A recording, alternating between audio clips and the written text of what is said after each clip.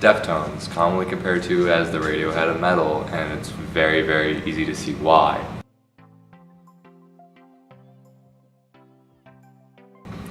Deftones and Radiohead both started off as a very guitar-driven, rock-oriented band.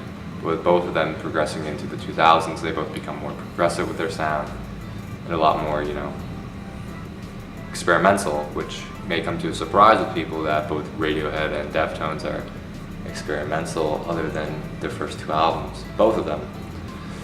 But unlike Radiohead, where they had like a dip in the mid-2000s with albums like Amnesiac and Hail to the Thief, Deftones actually had a few decent gems in the mid-2000s with their self-titled and Saturday Night Wrist, which does not give enough love or get enough love because it's a very, very underrated album in my opinion. Let's start off with their first album, Adrenaline. Easily their fucking worst album, sound-wise, because it does not change very often. And you learn that with Deftones. Like, every other song kind of seems like a new adventure into a different genre or a different style of genre for them. Adrenaline is a very, very kind of almost thrash and groove-oriented album where it just got these almost metalcore-y riffs in like all the songs. One of the worst examples of this is probably 7 Words, where Chino just screams fuck as the chorus for like a solid minute maybe. It's honestly very, very like immature, I would say, of the band, like especially when you like see what they would do later on. I think this is why they don't really like play a lot of their material from before Around the Fur. Speaking of Around the Fur, worst transition of my life, am I right? Around the Fur, Deftones' second album, which it's kind of similar to Adrenaline, but a lot more, better. It's not even like how you would say that in an actual sentence, but it's just a lot better of an album, It does have a lot more oriented anthems, it's got a tighter groove to it, except the song MX, which I don't know about you, but I really don't like when my albums have a 30-minute just dead space air in it. There's no need for it to exist for that long. I don't know why Deftones are just like, yeah. I get that it's a hidden track after it, but why does it need to exist still? But Deftones created 2 of their most memorable songs off this. My Own Summer, which is the more aggressive out of the 2, which is what I would compare it. If anyone were to come up to me and be like, hey, what does Around the Fur sound like? Which has never happened to me before. I would say just listen to My Own Summer, which is probably what most people would consider one of Deftones' more heavier anthems and just better songs in general. But it also created Be Quiet and Drive Far Away, I think it's called. I think that's the title of it. I don't have a list with me, but that's what I feel like Deftones have created, and that's what they would go on to and work on with albums like their self-titled Diamond Eyes and future Gore material, kind of. But other than those 2 tracks, I feel like there's not a lot to talk about with Around the Fur. With Around the Fur, it is a better album, but it's kind of a boring album along with Adrenaline if you're not in the mood to, thrash your head off. It's kind of a dud as well. And Deftones would also figure this out and go on to make one of their better albums, White Pony. Now, White Pony, in both versions of it, the original release and then the re-release, start off with not their best songs.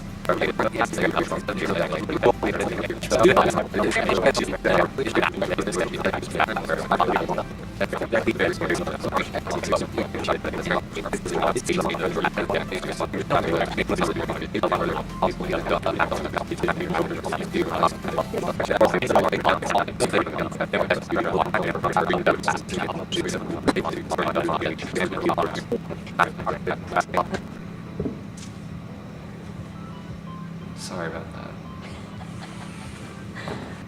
And then it would go from that album to their self-titled. And their self-titled, it's a mixed bag because they just went from one of their celebrated and most loved albums to the self-titled, which, like I said, mixed bag because you have the more heavy side of Deftones fans eager to hear something that has more than 5 minutes of just them plucking at a guitar. They wanted heavy metal, so that's what they gave. And in some cases on the album, it does go into that very well. Like Hexagram, I think is a really good track of this example. But they also have nicer, slower tracks like Anniversary of an Unimportant Event. But other than that, it's kind of like an album, honestly. Like, don't go track by track. No, I'm not. I'm just gonna like give an example. Like, Good Morning Beautiful. It's a nice track, but what does it do for the more like thoughtful side of Deftones? It doesn't really do anything, honestly. Like, to me, it's another Around the Fur. It's nice for when you just want to be angry and just like get out some energy, but when it comes to anything substantial, it really doesn't do much. So, I don't know. Saturday Night Wrist, very, very underrated album. It starts off with one of their best tracks, in my opinion, Hole in the Earth, which Deftones have done a lot of different genres. They've done the new metal side, they've done ethereal, they've done digital, they've done back to heavy metal. They've never done a shoegaze album or a song in general. And so when you hear all like the layerings of guitars over the pedal effects, it's gorgeous sounding. And then it goes right into more riffs. I feel like this is one of the most like in-between albums for Deftones fans. Like this, White Pony, and Gore really like show both sides of Deftones where they can be very, very subtle and quiet and ethereal and gorgeous sounding. And then they can melt your face off with screaming. This album is probably one of the more examples of them being quiet and like not really showing off a lot of their heavier roots, except maybe for a few tracks like Rapture. And no, honestly, I think Rapture is like one of the heaviest track on this album, and it's gorgeous. It still sounds nice. A lot of this album consists of shoegazy riffs, like I mentioned earlier. It's kind of hard to describe as well at the same time because they go from shoegaze, they explore a lot of genres in this album, I guess you could say. Personally, my favorite track on here is Cherry Waves, because when have you ever heard someone go, hey, you know that Saturday Night Wrist album? Exactly, no one's ever said that about Deftones.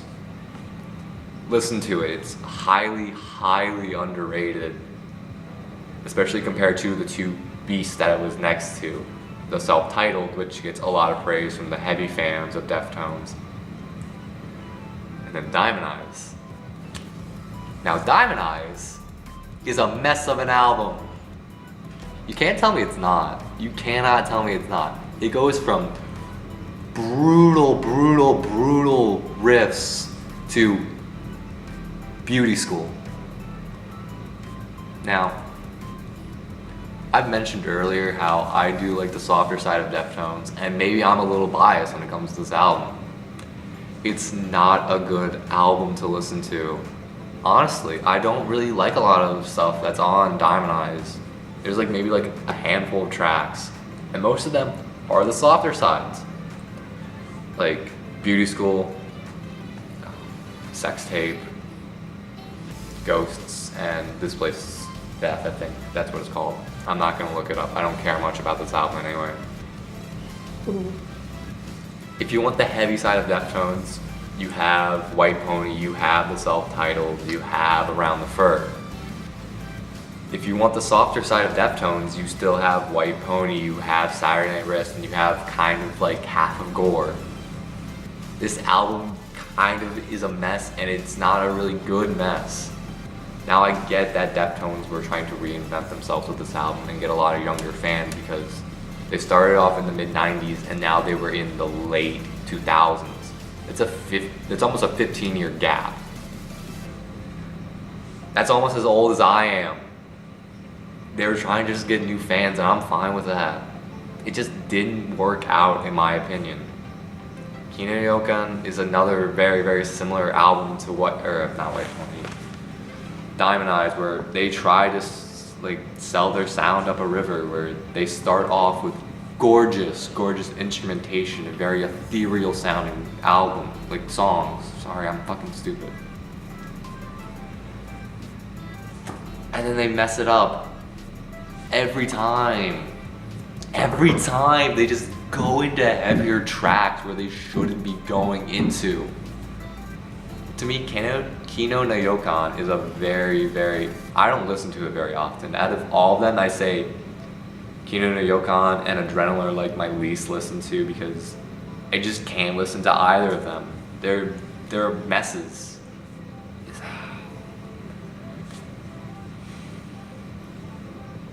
So that leaves us with one album. The album that I first listened to that got me into Deftones. Gore. Now, You're not going track by track. I was going to, and you know it. You stopped me. Gore is kind of underrated, kind of not. It's a mixed bag. Because you have gorgeous, gorgeous slow jams on it. You have Heart's Wires, you have Limerall, you have Phantom Bride, which, if you love the softer side of Deftones, a lot of this album does contain slower moments that are gorgeous to listen to. Then you also have some shoegazy moments. You thought I wouldn't remember. They have shoegazy moments in Gore. You have the opener, Prayers Triangles, which for a Deftones song, it's a little tedious because it doesn't really do much, but it's just, I love the sound of it, honestly. The very quiet verses that lead to an explosive chorus, which is just, it blows my mind every time I listen to it. But, and here's the big problem, the heavy tracks. Doomed User, I hate listening to Doomed User because it does not sound very good. It sounds the mix on it, it's awful, honestly. And a lot of Deftones stuff has a very, very clean mix, except maybe for their first two albums. I don't know, half of this album, it's very, very pretty to listen to. It's nice, it's honestly gorgeous to listen to half the time. And the other half, it's only okay. I would relate it more so to a Diamond Eyes heaviness compared to their self-titled, where it's kind of justified why they would do it on their self-titled compared to Diamond Eyes. But I don't know. That's Deftones, I guess. Like Radiohead, but I don't know, not as fun to listen to half the time. Listen to White Pony, Saturday Night Wrist, then a little bit of Gore, and that's all I could recommend, honestly, from this band. Unless you like heavy metal, then I don't know, you got better stuff to listen to, man. I don't know what the fuck you want me to do. Fuck this.